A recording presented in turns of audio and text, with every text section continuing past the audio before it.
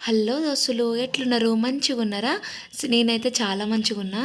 వేడి వేడిగా క్యాపచినో అనేది బయట కాఫీ షాప్లో దొరికేటట్టు సింపుల్గా ఈజీగా ఇంట్లోనే చేసుకుందాం రండి ఎట్లా చేయాలో చూపిస్తా 2 చెంచాల కాఫీ పౌడర్ తీసుకోండి అదే చెంచాతోటి 2 చెంచాల చక్కెర తీసుకోండి సేమ్ అదే చెంచాతోటి 3 చెంచాల వాటర్ పోసేయండి పోసిన తర్వాత కంటిన్యూస్గా ఒక 20 మినిట్స్ 25 మినిట్స్ వరకు కలిపితే